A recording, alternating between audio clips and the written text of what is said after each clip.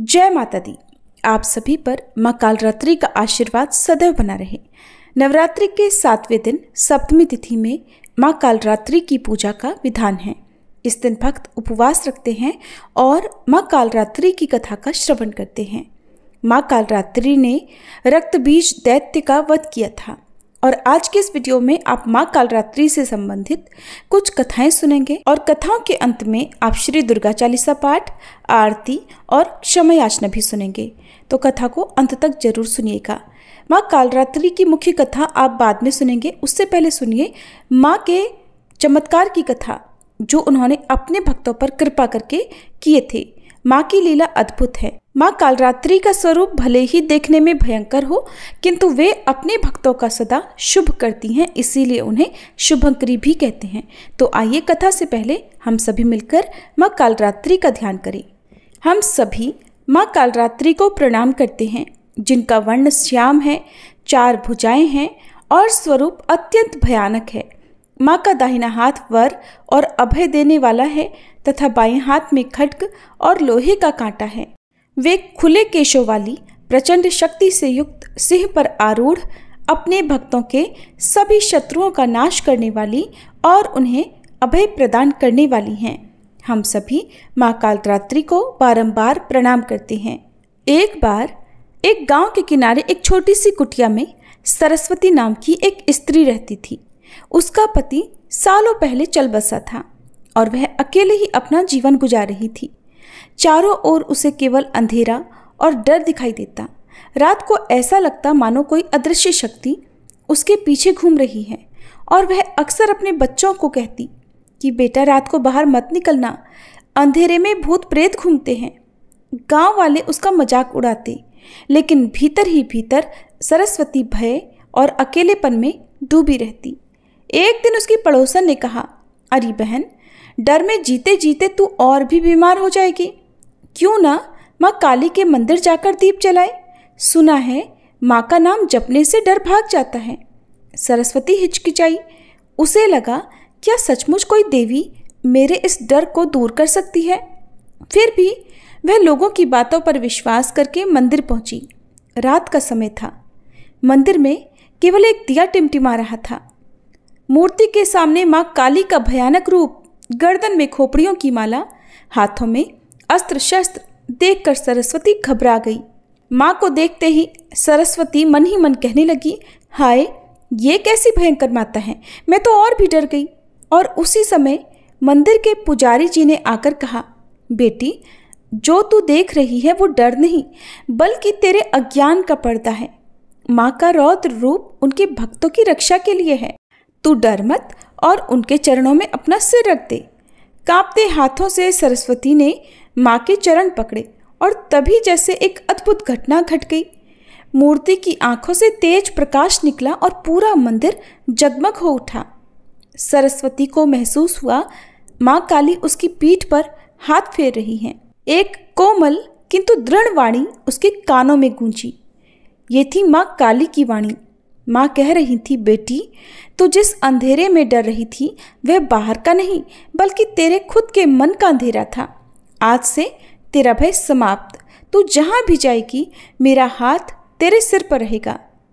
सरस्वती रो पड़ी और उसके भीतर का डर जैसे कहीं दूर चला गया। और उस दिन के बाद सरस्वती कभी भयभीत नहीं हुई। न रात का अंधेरा उसे अब डराता था, न ही लोगों की बातें। गांव वाले देखते कि वह अकेले मंदिर जाती, निर्भय होकर काम करती और दूसरों को भी समझाते हुए कहा करती, डर बाहर नहीं है, हमारे भीतर है। और माँ काली की शरण में जो भी जाएगा उसका सब अनजाना भय मिट जाएगा। अब गांव के कई लोग उसकी बातें सुनकर माँ काली की भक्ति से जुड़ गए। वैसे तो एक छोटी सी कहानी है, एक छोटा सा प्रसंग है, लेकिन वर्तमान समय में न जाने कितने लोग ऐसे ही अनजाने भय से जूझ रहे हैं। बिना कुछ घटित हुए भी लोगों के मन में एक अनजाना सा डर समाया रहता है, चाहे अपनों को खोने का, कुछ अनहोनी घटित होने का, या कुछ भी ऐसी कल्पनाएं जो कभी होने ही वाली ना हो। उन्हें सोच सोचकर जो लोग मन में अक्सर डरे रहते हो, उन्हें माँ कालरात्रि की सच्चे मन से पूजा करनी चाहिए। केवल माँ कालरात्रि ही है जो अपने भक्तों के मन का हर प्रकार का भय दूर करती हैं। कई वर्ष पहले एक गांव में एक बालक रहता था जिसका नाम रामकृष्ण था, जो बहुत शरारती था किंतु कुशाग्र बुद्धि भी। उसकी वाक्पटुता का तो कोई जवाब ही नहीं था और नटखट तो इतना था कि कोई भी उसकी शरारतों से बच नहीं पाता था। एक दिन रामकृष्ण की भेंट गांव के एक ज्ञानी संत से हुई। संत महाराज जी ने उन्हें एक मंत्र देते हुए कहा, पुत्र, गांव के काली मंदिर में जाकर इस मंत्र का 1,00,000 बार जप करना। इससे काली माता प्रसन्न हो जाएंगी और तुम्हें दर्शन देकर वरदान प्रदान करेंगी। रामकृष्ण सुनकर तुरंत काली मंदिर गए और वहां पर संत महाराज जी द्वारा दिए गए मंत्र का जाप करने लगे। जैसे ही 1,00,000 जाप पूरे हुए, काली माता अपने 100 मुखों के भयंकर स्वरूप में उनके सम्मुख प्रकट हो गई। काली माता के इस रौद्र और भयंकर रूप को देखकर कोई भी सामान्य बालक भयभीत हो जाता है, किंतु रामकृष्ण तो भयभीत होने की जगह जोर जोर से हंसने लगे। जब काली माता ने हंसने का कारण पूछा तो वे बोले, माता, मेरी तो केवल एक ही नाक है और जब कभी मुझे जुकाम हो जाता है तो मैं तो बहुत परेशान हो जाता हूँ। लेकिन मैं सोच रहा हूँ कि आपके तो 100 मुख हैं और 100 मुख होने के कारण 100 नाक भी हैं और हाथ केवल 2। अब मैं सोच रहा हूँ कि ऐसे में आप क्या करती होंगी। रामकृष्ण था तो बालक ही और बाल स्वभाव में ही उसने ये बातें की थी। रामकृष्ण की हंसमुख स्वभाव और बाल सुलभ बातें सुनकर काली माता हंस पड़ी और बोली, पुत्र, मैं तुम्हें वरदान देती हूँ कि भविष्य में तुम विकट कवि के रूप में प्रसिद्ध होगे और तुम्हारी बातें हर किसी का मनोरंजन करेंगी। वो तो ठीक है माता, लेकिन इसके लिए मुझे क्या प्राप्त होगा? आप मुझे कोई और वरदान दे दीजिए। रामकृष्ण बोले। तब काली माता हाथ में 2 कटोरी लेकर रामकृष्ण से बोली, पुत्र, इन 2 कटोरों में से एक में ज्ञान है और दूसरे में धन। मैं तुम्हें दोनों में से किसी एक को चुनने का अवसर प्रदान करती हूँ। अब काली माता की बात सुनकर रामकृष्ण सोचने लगे कि जीवन में तो ज्ञान और धन दोनों ही आवश्यक हैं और अगर ये दोनों ही मिल जाए तब कोई बात बने। रामकृष्ण को विचारमग्न देखकर काली माता बोली, क्या बात है पुत्र, किस कटोरे का चुनाव करना है ये समझ नहीं आ रहा। नहीं नहीं माता, ऐसा बिल्कुल नहीं है। मैं तो चुनाव करने से पहले बस एक बार दोनों कटोरों को अपने हाथ में लेकर देखना चाहता हूँ, रामकृष्ण ने कहा। काली माता ने जैसे ही दोनों कटोरे रामकृष्ण के हाथ में दिए, उसने झटपट दोनों कटोरों को मुंह से लगा लिया और गटक गए। इस तरह अपनी बातों में उलझाकर उन्होंने माता से दोनों ही वरदान प्राप्त कर लिए। माता, क्षमा करना, जीवन में ज्ञान और धन दोनों ही तो आवश्यक हैं, इसलिए मैंने आपसे दोनों ही ले लिए। जब रामकृष्ण ने भोलेपन से बात कही तो काली माता क्रोध करने की बजाय हंसने लगी। पुत्र, मैं तुम्हें दोनों वरदान देती हूँ। जीवन में तुम कई सफलताएं प्राप्त करोगे, किंतु ध्यान रहे कि तुम्हारे मित्र तो होंगे, साथ ही शत्रु भी कम नहीं होंगे, इसीलिए तुम्हें होशियार रहना होगा। इतना कहकर काली माता अंतर्ध्यान हो गई। कहा जाता है कि आगे चलकर यही बालक तेनालीराम के नाम से प्रसिद्ध हुए। एक बार दारुक नाम के असुर ने ब्रह्मा जी को प्रसन्न कर लिया और उनके द्वारा दिए गए वरदान से वह देवों और ब्राह्मणों को प्रलय की अग्नि के समान दुख देने लगा। उसने सभी धार्मिक अनुष्ठान बंद करा दिए और स्वर्गलोक में भी अपना राज्य स्थापित कर लिया। तब सभी देवता श्री ब्रह्मा जी और विष्णु जी के धाम पहुँचे। ब्रह्मा जी ने बताया कि यह दुष्ट तो केवल एक स्त्री के हाथों ही मारा जाएगा। तब ब्रह्मा जी विष्णु सहित सभी देव स्त्री रूप धरकर दुष्ट दारुक से युद्ध करने गए, परंतु वह दैत्य अत्यंत बलशाली था। उसने उन सभी को परास्त कर भगा दिया। ब्रह्मा विष्णु समेत सभी देव भगवान शिव के धाम कैलाश पर्वत पर पहुंचे तथा उन्हें दैत्य दारुक के विषय में बताया। भगवान शिव ने उनकी बात सुनकर माँ पार्वती जी की ओर देखा और कहा, हे कल्याणी, जगत के हित के लिए और दुष्ट दारुक के वध के लिए मैं तुमसे प्रार्थना करता हूँ। ये सुनकर माँ पार्वती जी मुस्कुराईं और अपने एक अंश को भगवान शिव को सौंप दिया, जिसे माँ भगवती की माया से इंद्र आदि देवता और ब्रह्मा जी नहीं देख पाए और उन्होंने देवी को शिव जी के पास ही बैठे देखा। माँ भगवती का यह अंश भगवान शिव के शरीर में प्रवेश कर उनके कंठ में स्थित विष से अपना आकार धारण करने लगा। विष के प्रभाव से वह काले वर्ण में परिवर्तित हो गया और भगवान शिव ने उस अंश को अपने भीतर महसूस कर अपना तीसरा नेत्र खोला। उनके नेत्र द्वारा भयंकर विकराल रूपी काले वर्ण वाली मां काली उत्पन्न हुई।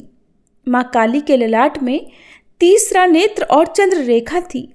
कंठ में कराल विष का चिन्ह था और हाथ में त्रिशूल तथा नाना प्रकार के अस्त्र थे। आभूषणों और वस्त्रों से वह सुशोभित थी।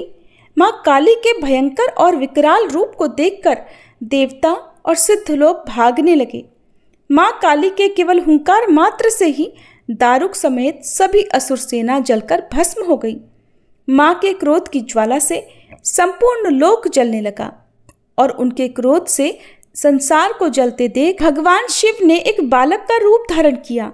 भगवान शिव शमशान में पहुंचे और वहां लेटकर जोर जोर से रोने लगे।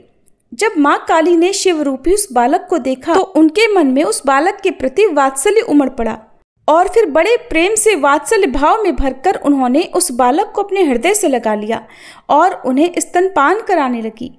भगवान शिव ने दूध के साथ ही उनके क्रोध का भी पान कर लिया और उनके इस क्रोध से इस प्रकार 8 मूर्ति बनी जो क्षेत्रपाल कहलाई। भगवान शिव जी द्वारा मां काली का क्रोध पी जाने के कारण वह मूर्छित हो गई। कहा जाता है कि तब देवी की मूर्छा दूर करने के लिए भगवान शिव ने तांडव किया। मूर्छा दूर होने पर मां काली ने जब शिव जी को नृत्य करते देखा तो वे भी नृत्य करने लगी, जिस कारण उन्हें योगिनी भी कहा गया। श्री दुर्गा सप्तशती में महिषासुर नाम के दैत्य के वध के समय मां भद्रकाली की कथा का वर्णन मिलता है कि युद्ध के समय महाभयानक दैत्य समूह देवी को रणभूमि में आते देखकर उनके ऊपर ऐसे बाणों की वर्षा करने लगा मानो बादल मेरुगिरी के शिखर पर पानी की धार बरसा रहा हो। तब देवी ने अपने बाणों से उस बाण समूह को अनायास ही काटकर उसके घोड़े और सारथियों को भी मार डाला। साथ ही उसके धनुष और अत्यंत ऊंची ध्वजा को भी तुरंत काट गिराया। धनुष कट जाने पर उसके अंगों को अपने बाणों से बींध डाला और भद्रकाली ने शूल का प्रहार किया। उससे राक्षस के शूल के सैकड़ों टुकड़े हो गए और वह महादैत्य प्राणों से हाथ धो बैठा। इसी प्रकार चंड और मुंड के वध के लिए मां विकराल मुखी काली प्रकट हुई। मार्कंडेय ऋषि कहते हैं कि इसके बाद शुंभ की आज्ञा पाकर वे चंड मुंड आदि दैत्य चतुरंगिणी सेना के साथ अस्त्र शस्त्रों से सुसज्जित होकर चल पड़े। फिर गिरिराज हिमालय के स्वर्णमय ऊंचे शिखर पर पहुंचकर उन्होंने सिंह पर बैठी देवी को देखा। उन्हें देखकर दैत्य लोग तत्परता से उन्हें पकड़ने का प्रयास करने लगे। तब देवी अंबिका ने उन शत्रुओं के प्रति बड़ा क्रोध किया। उस समय क्रोध के कारण उनका मुख काला पड़ गया, ललाट में भौहें टेढ़ी हो गई और वहीं से तुरंत विकराल मुखी काली प्रकट हुई जो तलवार और पाश लिए हुए थी। वे विचित्र खडवांग धारण किए और चीते के चर्म की साड़ी पहने नरमुंडों की माला से विभूषित थीं। उनके शरीर का मांस सूख गया था, केवल हड्डियों का ढांचा था, जिससे वे अत्यंत भयंकर जान पड़ती थीं। उनका मुख बहुत विशाल था। जीभ लपलपाने के कारण वह और भी डरावनी लग रही थी। उनकी आंखें भीतर को धंसी हुई और कुछ लाल थीं। वे अपनी भयंकर गर्जना से संपूर्ण दिशाओं को गुंजा रही थी। बड़े बड़े दैत्यों का वध करती हुई वे कालिका देवी बड़ी तेजी से दैत्यों की उस सेना पर टूट पड़ी और उन सबको खाने लगी। तीनों लोकों में राक्षस शुंभ, निशुंभ और रक्तबीज दैत्य ने हाहाकार मचा रखा था। सभी देवतागण चिंतित थे। सभी देवी देवता मिलकर भगवान शिव के पास गए और रक्षा की प्रार्थना की। तब महादेव ने मां पार्वती से असुरों का संहार कर अपने भक्तों की रक्षा करने के लिए कहा। इसके बाद माता पार्वती ने दुर्गा जी का रूप धारण किया और शुंभ निशुंभ का वध कर दिया। अब देवी के सामने असली चुनौती राक्षस रक्तबीज ने पेश की। जैसे ही मां दुर्गा रक्तबीज को मारती और उसके खून की बूंदें धरती पर गिरती, वैसे ही उसके ही जैसे लाखों रक्तबीज पैदा हो जाते, जिससे माता क्रोधित हो गई। उनका वर्ण श्यामल हो गया और इसी स्वरूप से मां कालरात्रि का प्राकट्य हुआ। दैत्य रक्तबीज एक ऐसा दानव था जिसे ये वरदान मिला हुआ था कि जब जब उसके रक्त की एक बूंद भी धरती पर गिरेगी तब हर बूंद से एक नया रक्तबीज जन्म ले लेगा, जो कि रूप और शक्ति में उसी के समान होगा। ऐसे में माँ कालरात्रि ने रक्तबीज की गर्दन काटकर उसे खप्पर में रख लिया ताकि रक्त की बूंदें नीचे ना गिरे और उसका सारा खून पी गई। और इस प्रकार देवी ने रक्तबीज की एक भी रक्त की बूंद धरती पर नहीं गिरने दी। रक्तबीज दैत्य के रक्त से उत्पन्न हुए जितने भी रक्तबीज थे वे सब माँ की जिह्वा पर उत्पन्न होते गए और माँ उन सब को भक्षण करती गई। इसके बाद देवी ने रक्तबीज को, जिसका रक्त चामुंडा ने पी लिया था, वज्र, बाण, खड्ग तथा रिष्टि आदि से मार डाला। राजन, इस प्रकार शस्त्रों के समुदाय से आहत और रक्तहीन हुआ वह महादैत्य रक्तबीज पृथ्वी पर गिर पड़ा, जिससे देवताओं को अपार हर्ष हुआ और मातृगण उन असुरों के रक्तपान के मद से उद्धत सा होकर नृत्य करने लगे। महादैत्य रक्तबीज का रक्तपान करने के कारण माँ काली का नाम रक्तदंतिका भी पड़ गया। ये थी माँ काली की कथाएं। सभी प्रेम से बोलिए माँ कालरात्रि की जय। आप सुनिए नवरात्रि के 7वें दिन सुना जाने वाला श्री दुर्गा सप्तशती का अध्याय 12 और 13। अध्याय प्रारंभ करने से पहले हम सब मिलकर माँ दुर्गा देवी का ध्यान करें। मैं 3 नेत्रों वाली दुर्गा देवी का ध्यान करती हूँ। उनके श्री अंगों की प्रभा बिजली के समान है। वे सिंह के कंधे पर बैठी हुई भयंकर प्रतीत होती हैं। हाथों में तलवार और ढाल लिए अनेक कन्याएं उनकी सेवा में खड़ी हैं। वे अपने हाथों में चक्र, गदा, तलवार, ढाल, बाण, धनुष, पाश और तर्जनी मुद्रा धारण किए हुए हैं। उनका स्वरूप अग्निमय है और वे माथे पर चंद्रमा का मुकुट धारण करती हैं। देवी बोली, देवताओं, जो एकाग्रचित्त होकर प्रतिदिन इन स्तुतियों से मेरा स्तवन करेगा उसकी सारी बाधा मैं निश्चय ही दूर कर दूंगी। जो मधुकैटभ का नाश, महिषासुर का वध तथा शुंभ निशुंभ के संहार के प्रसंग का पाठ करेंगे तथा अष्टमी, चतुर्दशी और नवमी को भी जो एकाग्रचित्त हो भक्ति पूर्वक मेरे उत्तम महात्म्य का श्रवण करेंगे, उन्हें कोई पाप छू नहीं सकेगा। उन पर पाप जनित आपत्तियां भी नहीं आएंगी। उनके घर में कभी दरिद्रता नहीं होगी तथा उनको कभी प्रेमी जनों के विछोह का कष्ट भी नहीं होगा। इतना ही नहीं, उन्हें शत्रु से, लुटेरों से, राजा से, शस्त्र से, अग्नि से तथा जल की राशि से भी कभी भय नहीं होगा। इसलिए सबको एकाग्रचित्त होकर भक्ति पूर्वक मेरे इस महात्म्य को सदा पढ़ना और सुनना चाहिए। ये परम कल्याणकारक है।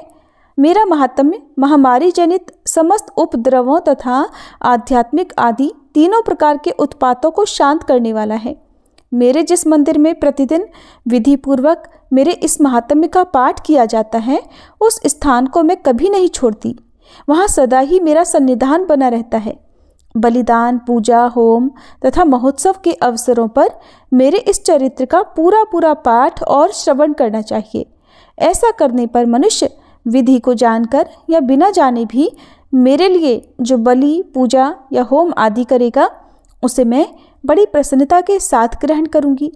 शरद काल में जो वार्षिक महापूजा की जाती है, उस अवसर पर जो मेरे इस महात्म्य को भक्ति पूर्वक सुनेगा, वह मनुष्य मेरे प्रसाद से सब बाधाओं से मुक्त तथा धन, धान्य और पुत्र से संपन्न होगा। इसमें तनिक भी संदेह नहीं। मेरे इस महात्म्य, मेरे प्रादुर्भाव की सुंदर कथाएं तथा युद्ध में किए हुए मेरे पराक्रम सुनने से मनुष्य निर्भय हो जाता है। मेरे महात्म्य का श्रवण करने वाले पुरुषों के शत्रु नष्ट हो जाते हैं, उन्हें कल्याण की प्राप्ति होती है तथा उनका कुल भी आनंदित रहता है। सर्वत्र शांति कर्म में बुरे स्वप्न दिखाई देने पर तथा ग्रह जनित भयंकर पीड़ा उपस्थित होने पर मेरा महात्म्य श्रवण करना चाहिए। इससे सब विघ्न तथा भयंकर ग्रह पीड़ाएं शांत हो जाती हैं और मनुष्यों द्वारा देखा हुआ दुस्वप्न शुभ स्वप्न में परिवर्तित हो जाता है। बाल ग्रहों से आक्रांत हुए बालकों के लिए ये महात्म्य शांतिकारक है तथा मनुष्यों के संगठन में फूट होने पर ये अच्छी प्रकार मित्रता कराने वाला होता है। ये महात्म्य समस्त दुराचारियों के बल का नाश करने वाला है। इसके पाठ मात्र से राक्षसों, भूतों और पिशाचों का नाश हो जाता है। मेरा ये सब महात्म्य मेरे सामीप्य की प्राप्ति कराने वाला है। पशु, पुष्प, अर्घ्य, धूप, दीप, गंध आदि उत्तम सामग्रियों द्वारा पूजन करने से ब्राह्मणों को भोजन कराने से, होम करने से, प्रतिदिन अभिषेक करने से, नाना प्रकार के अन्य भोगों का अर्पण करने से तथा दान देने आदि से 1 वर्ष तक जो मेरी आराधना की जाती है और उससे मुझे जितनी प्रसन्नता होती है, उतनी प्रसन्नता मेरे इस उत्तम चरित्र का एक बार श्रवण करने मात्र से हो जाती है। ये महात्म्य श्रवण करने पर पापों को हर लेता है और आरोग्य प्रदान करता है। मेरे प्रादुर्भाव का कीर्तन समस्त भूतों से रक्षा करता है तथा मेरा युद्ध विषयक चरित्र दुष्ट दैत्यों का संहार करने वाला है।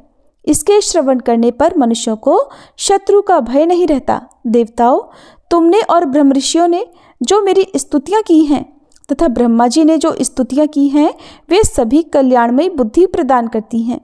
वन में, सूने मार्ग में या फिर दावानल से घिर जाने पर, निर्जन स्थान में, लुटेरों के दाव में पड़ जाने पर या शत्रुओं से पकड़े जाने पर अथवा जंगल में सिंह, व्याघ्र या जंगली हाथियों के पीछा करने पर, कुपित राजा के आदेश से वध या बंधन के स्थान में ले जाए जाने पर अथवा महासागर में नाव पर बैठने के बाद भारी तूफान से नाव के डगमगाने पर और अत्यंत भयंकर युद्ध में शस्त्रों का प्रहार होने पर अथवा वेदना से पीड़ित होने पर, किम बहुना सभी भयानक बाधाओं के उपस्थित होने पर जो मेरे इस चरित्र का स्मरण करता है, वह मनुष्य संकट से मुक्त हो जाता है।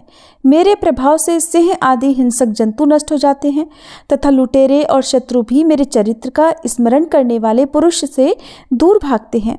मार्कंडेय ऋषि कहते हैं, ऐसा कहकर प्रचंड पराक्रम वाली भगवती चंडिका सब देवताओं के देखते देखते वहीं अंतर्ध्यान हो गई।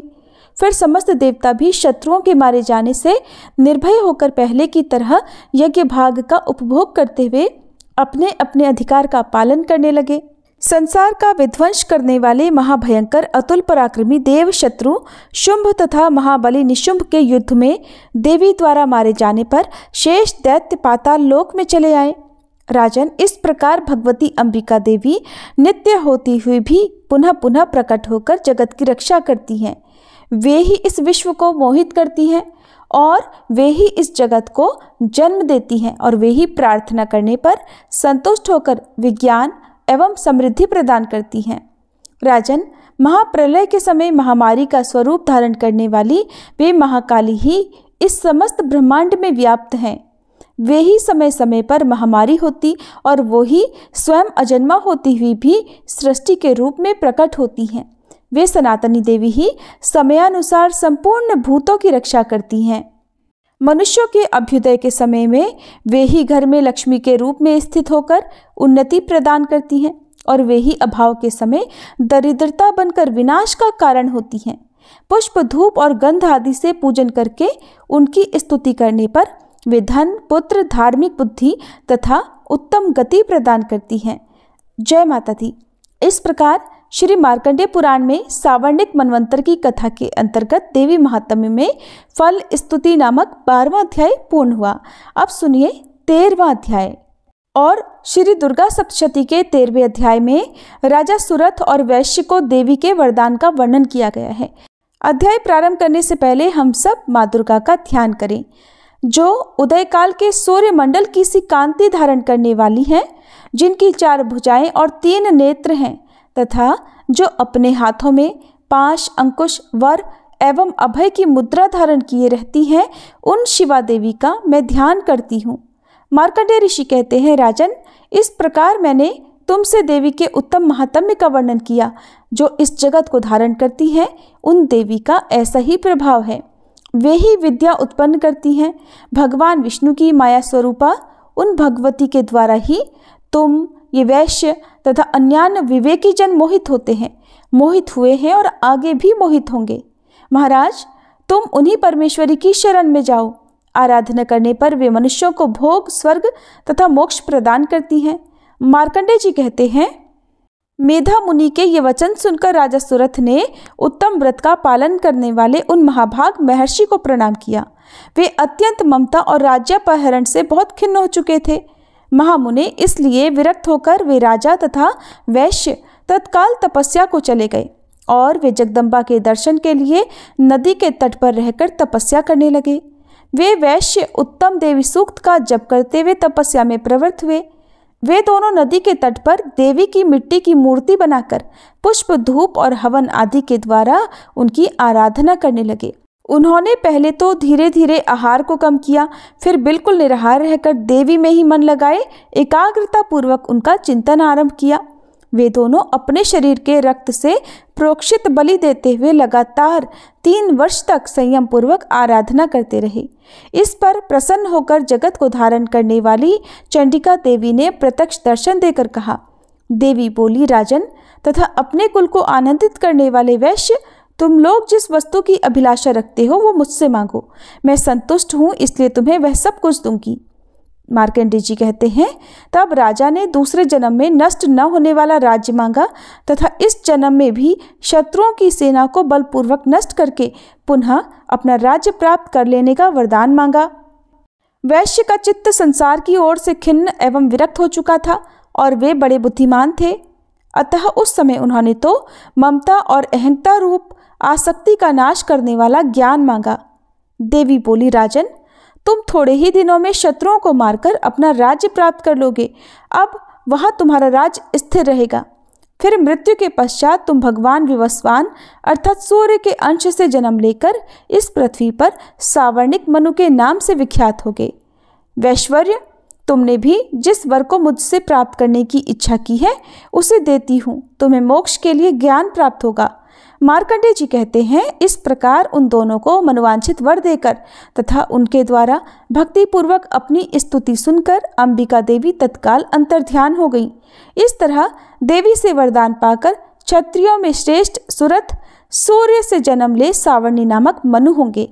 जय माता दी। इस प्रकार श्री मार्कंडेय पुराण में सावर्णिक मनवंतर की कथा के अंतर्गत देवी महात्म्य में सुरथ और वैश्य को वरदान नामक 13वां अध्याय पूर्ण हुआ। अब सुनिए श्री दुर्गा चालीसा पाठ और आरती। नमो नमो दुर्गे सुख करनी, नमो नमो अम्बे दुख हरनी, निरंकार है ज्योति तुम्हारी, तिहु लोक फैली उजियारी। शशि ललाट मुख महाविशाला, नेत्र लाल भ्रकुटी विकराला, रूप मातु को अधिक सुहावे, दर्श करत जन अति सुख पावे। तुम संसार शक्ति लय कीना, पालन हेतु अन्न धन दीना। अन्नपूर्णा हुई जगपाला, तुम ही आदि सुंदरी बाला। प्रलय काल सब नाशनहारी, तुम गौरी शिव शंकर प्यारी। शिव योगी तुम्हारे गुण गावे, ब्रह्मा विष्णु तुम्हें नित ध्यावे। रूप सरस्वती को तुम धारा, दे सुबुद्धि ऋषि मुनिन उबारा। धर्यो रूप नरसिंह को अम्बा, प्रगट भई फाड़ कर खम्बा। रक्षा करी प्रहलाद बचायो, हिरणाकुश को स्वर्ग पठायो। लक्ष्मी रूप धरो जग माही, श्री नारायण अंग समाही। क्षीर सिंधु में करत विलासा, दया सिंधु दीजे मन आसा। हिंगलाज में तुम ही भवानी, महिमा अमित न जात बखानी। मातंगी अरुधुमावती माता, भुवनेश्वरी बगला सुखदाता। श्री भैरव तारा जगतारिणी, छिन्न भाल भव दुख निवारिणी। के हरि वाहन सोह भवानी, लांगुर वीर चलत अगवानी। कर में खप्पर खड्ग विराजे, जाको देख काल डर भाजे। सोहे अस्त्र और त्रिशूला, जाते उठत शत्रु ही शूला। नगर कोटि में तुम ही विराजत, तिहु लोक में डंका बाजत। शुंभ निशुंभ दानव तुम मारे, रक्त बीज शंखन संहारे। महिषासुर नृप अति अभिमानी, जहि अघभार मही अकुलानी। रूप कराल कालिका धारा, सेन सहित तुम तिहि संहारा। परिगाढ़ संतन पर जब जब, भई सहाय मातु तुम तब तब। अमरपुरी अरुबा सब लोका, तब महिमा सब रहे अशोका। ज्वाला में है ज्योति तुम्हारी, तुम्हें सदा पूजे नर नारी। प्रेम भक्ति से जो जस गावे, दुख दारिद्र निकट नहीं आवे, ध्यावे तुम्हें जो नर मन लाई। जन्म मरणता को छुट जाई, जोगी सुर मुनि कहत पुकारी। योग न हो बिन शक्ति तुम्हारी, शंकर आज रज तप कीनो। काम अरु क्रोध जीत सब लीनो, निषिदन ध्यान धरो शंकर को। काहु काल नहीं सुमिरो तुमको, शक्ति रूप को मरम न पायो। शक्ति गई तब मन पछतायो, शरणागत हुई कीर्ति बखानी। जय जय जय जगदम्ब भवानी, भई प्रसन्न आदि जगदम्बा। दई शक्ति नहीं कीन विलंबा, मोको मातु कष्ट अति घेरो। तुम बिन कौन हरे दुख मेरो, आशा तृष्णा निपट सतावे। मोह मदादिक सब विनशावे, शत्रुनाश की जय महारानी। सुमिरो इक चित तुम्हें भवानी, करो कृपा है मातु दयाला। रिद्धि सिद्धि दे करहु निहाला, जब लग जीव दया फल पाऊं। तुमरो यश मैं सदा सुनाऊं, दुर्गा चालीसा जो कोई गावे। सब सुख भोग परम पद पावे। श्री दुर्गा चालीसा समाप्त। ओम जयति जय काल रात्रि, मैया जयति जय काल रात्रि। दुष्टों की संहारिणी, सुखों की माँ दात्री। ओम जयति जय काल रात्रि, रूप भयंकर माँ का दुष्ट सदा कांपे। भक्त सदा हर्षावे, रिद्धि सिद्धि पाते। ओम जयति जय काल रात्रि, महामाई तुम जग की दयामयी हो माँ। भैरवी भद्र काली चामुंडा कई नामा। ओम जयति जय काल रात्रि, सातवें नवरात्रे में साधक धरता ध्यान। सिद्धियां भक्त जन पावे, मिटता हर अज्ञान। ओम जयति जय काल रात्रि, खड्गधारिणी मैया वर मुद्रा धारी। सृष्टि करे नित आरती, गुण गावे नर नारी। ओम जयति जय काल रात्रि, सर्व जगत है मैया तुमसे प्रकाशित है। कर दो कृपा है मैया, हम सब याचक हैं। ओम जयति जय काल रात्रि, भूत प्रेत डर भागे मैया जब तुम आती। शत्रु भय न सतावे, करुणा माँ बरसाती। ओम जयति जय काल रात्रि, गर्दभ सवारी साजे दुखों का अंत करे। निर्बल शक्ति पावे, भय से माँ मुक्त करे। ओम जयति जय काल रात्रि, माँ काल रात्रि की आरती जो कोई नित गावे। भक्ति शक्ति नित पावे, डर न निकट आवे। ओम जयति जय काल रात्रि, ओम जयति जय काल रात्रि, मैया जयति जय काल रात्रि। दुष्टों की संहारिणी, सुखों की माँ दात्री। ओम जयति जय काल रात्रि। सभी प्रेम से बोलिए शेरों वाली मैया की जय, काल रात्रि मैया की जय। प्रिय भक्तजनों, अब हम सभी मिलकर माता रानी से क्षमा याचना करते हैं, ताकि हमारे द्वारा हुई किसी भी गलती के लिए माता रानी हमें क्षमा कर सके। हे परमेश्वरी, मेरे द्वारा रात दिन सहस्त्रों अपराध होते रहे हैं, अतः आप मुझे अपनी सेवक समझकर कृपा पूर्वक मेरे उन अपराधों को क्षमा करो। न तो मैं आह्वान करना ही जानती हूँ, न विसर्जन करना ही जानती हूँ, और न पूजा ही करना जानती हूँ। हे परमेश्वरी, मुझे क्षमा करो। हे सुरेश्वरी, मैंने जो मंत्रहीन, क्रियाहीन और भक्तिहीन पूजन किया है, वह सब आपकी दया से पूर्ण हो। सैकड़ों अपराध करके भी भक्त आपकी शरण में आकर केवल जगदम्ब कहकर ही मोक्ष को प्राप्त करते हैं, जिसे ब्रह्मादि देवगण भी पाने में असमर्थ होते हैं। हे जगदम्बिके, मैं अपराधी हूँ, किंतु आपकी शरण में आई हूँ। अतः इस समय मैं दया की पात्र हूँ। आप जैसा चाहो वैसा करो।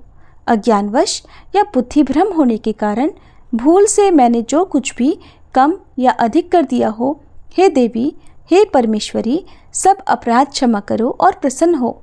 हे जगन्माता, हे कामेश्वरी, सच्चिदानंद स्वरूपिणी परमेश्वरी, आप प्रेम पूर्वक मेरी यह पूजा स्वीकार करो और मुझ पर प्रसन्न हो। आप गुप्त से भी गुप्त वस्तु की रक्षा करने वाली हो। आप मेरे किए हुए इस जप को ग्रहण करके मेरे सभी अपराधों को क्षमा करो। हे देवी, हे महेश्वरी, आपकी कृपा से मुझे सिद्धि की प्राप्ति हो।